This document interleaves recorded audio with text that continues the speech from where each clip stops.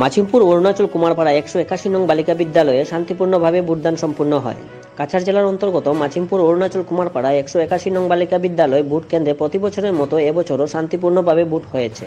শুক্রবার সকাল থেকে বিকেল 5টা অবধি বরখলা জিপির মাছিমপুর কুমারপাড়া সংলগ্নে জাতি বর্ণ ধর্ম নির্বিশেষে লোকসভা নির্বাচনে নিজ নিজ ভোটাধিকারীরা শান্তিপূর্ণভাবে ভোট দিয়েছেন এবং সংবাদ মাধ্যমের সাথে কথা বলেন দিলীপ পাল মহাশয় ও ভোট কেন্দ্রের সদস্যরা।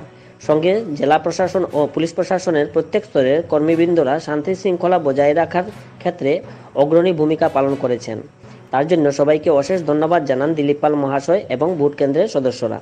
উপস্থিত ছিলেন দীপঙ্কর পাল, লাবঙ্গচন্দ্র পাল, জিতেন্দ্র পাল, ঋষিকেশ গোস্বামী, রামু পাল, রঞ্জন রায়, সুভাষ দাস, অজয় পাল, দীপেন্দু দাস, পিসু দাস, রাজু মণ্ডল ও প্রমুখ।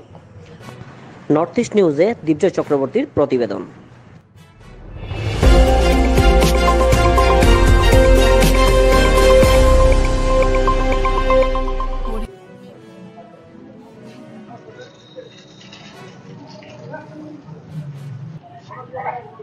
এবারে নির্বাচনে আমি দেখছি যে আমাদের এই 4-5 বুথ সেন্টারের মধ্যে যেরকম শান্তিপূর্ণভাবে ভোট হইতেছে পিসফুলিভাবে, আশেপাশে যে সেন্টারগুলো আমি খবর নিচ্ছি এইগুলোর মধ্যেও শান্তিপূর্ণভাবে ভোট হচ্ছে।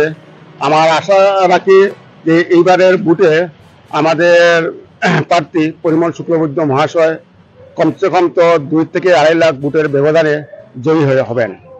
তাছাড়া আজকে আমি দেখছি যে অনেক সম্প্রদায়ের ভোট যারা ভোট দেয় না, আমাদের বিজেপিতে যেমন মাইনরিটি আছে, এর মধ্যেও অনেক 10 থেকে 15% ভোট নিশ্চয়ই স্বাভাবিকভাবে আসছে। এ নিয়ে আমি এটা অনুমান করছি, কিংবা আমাদের এই এলাকার মানুষের যেটা অনুমান আছে যে 2 থেকে 2.5 লাখ ভোটেই তোমার জিতবেন। এবারের 2024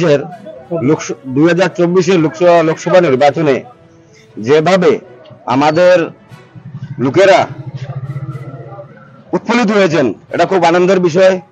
আমাদের কুমারপাড়া জিপিতে প্রত্যেকটি বুথ সেন্টারে মানুষ যেভাবে আনন্দের সহিত এসে ভোটদান করছে, এটাই আমাদের কাছে বহুত আনন্দের জিনিস। আর সবার কাছে আশা যে আমাদের ভারতবর্ষের আগামী দিনে প্রধানমন্ত্রী আবার নরেন্দ্র মোদীজি হবেন, এবং তৎসঙ্গে আমরা ভারতবর্ষের সরকার করব।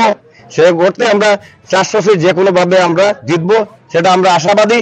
আর আমাদের শিলচরে যিনি প্রার্থী শ্রী পরিমল শুক্লবৈদ্য, উনি আমার আশা উনি 3 থেকে 3.5 লক্ষ ভোটে আমাদের শিলচর লোকসভা কেন্দ্র থেকে নির্বাচিত হবেন।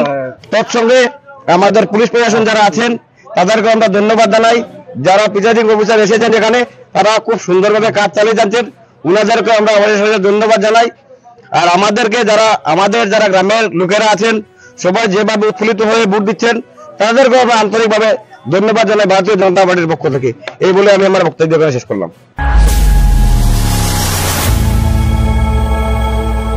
এখন দাঁড়িয়ে আছি আমাদের কুমারপাড়া এলপি স্কুল বালিকা বিদ্যালয়, ওখানে আমার ভোট কেন্দ্র, ভোট গ্রহণ চলছে। এখানে দুটো বুথের ভোট হচ্ছে, ভালো সাড়া দেখা যাচ্ছে। এখানে প্রায় 87% অ্যাভারেজ কেন্দ্রে ভোট হলো। ভালো লাগছে উৎসাহ দেখে।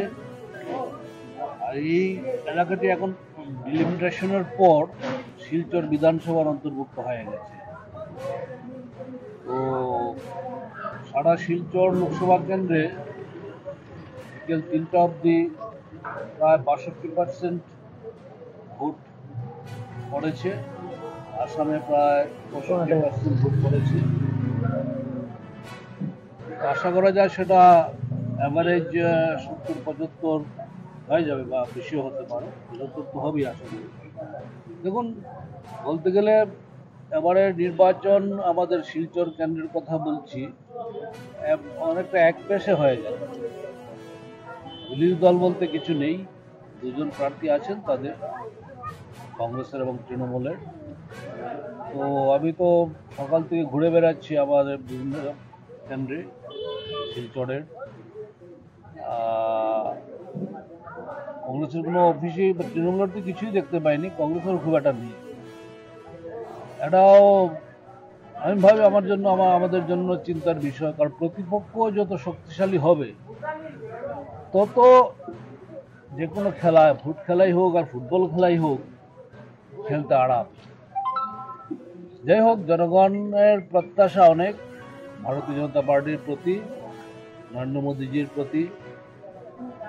আর সত্যি কথা বলতে কি, মোদীজি অপ্রতিদ্বন্দ্বী, সমস্ত বিশ্ব আজ তাকে মেনে নিয়েছে। আর সবচেয়ে অদ্ভুত ব্যাপার, বিরোধীরা জোট বেঁধেছে সর্বভারতীয় স্তরে এনডি জোট, INDI অ্যালায়েন্স, কিন্তু তাদের প্রধানমন্ত্রী প্রার্থী এখনো তারা খুঁজে পায়নি। তারা কিভাবে ভোট চাইবে? কেন মানুষ তাদেরকে ভোট দেবে? এত বিশাল দেশ, 144 কোটির দেশ, তো কে চালাবে দেশ? দেশ চালানোর মতো সেই দক্ষতা, যোগ্যতা, ক্ষমতা, বলিষ্ঠ নেতা কোথায় তাদের? মোদীজি বলেছেন তারা হয়তো ভেবেছে যে 5 বছরে 5 জন প্রধানমন্ত্রী পাবে। একজন হয়তো রাহুল গান্ধী 1 বছর, তারপর 1 বছর প্রিয়াঙ্কা গান্ধী, তারপর 1 বছর কেজরিওয়াল যিনি জেলে আছেন এখন, তারপর হয়তো বা মোলায়েম সিং যাদবের ছেলে, তারপর আবার নতুন দাবিদার উদ্ধব ঠাকরে, তারপর মমতা ব্যানার্জি তো আছেনই এক পায়ে খাড়া। তো এইভাবে দেশ চলে না। যে হোক, জনগণ তাদেরকে সমুচিত শিক্ষা দিয়ে দেবেন। এই অঞ্চলের অনেক সমস্যা আছে, আমরা আশাবাদী আগামী দিনে, বিশেষ করে রাস্তার সমস্যা আমাকে আগেও কয়েক মাস আগেও বলেছিলেন তারা, তো আমরা এই রাস্তার কাজ বন্ধের সমস্যা, যেটা একটা পুরনো এলাকা এই অঞ্চল, কিন্তু সেভাবে উন্নয়ন হয়নি, কংগ্রেস পিরিয়ডে তো কিছুই হয়নি বলতে গেলে।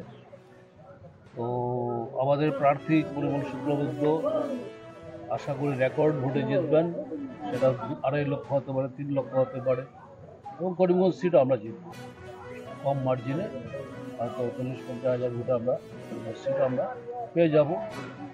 তো মোটামুটি বরাক ভ্যালি থেকে কংগ্রেস বা বিরোধী দল নিশ্চিহ্ন হয়ে যাবে, এটা 100% সুনিশ্চিত। আমরা জনগণকে, ভারতীয় জনতা পার্টির পক্ষ থেকে বরাকবাসী নাগরিকদেরকে, বিশেষ করে শিলচর লোকসভা সমষ্টির নাগরিকদের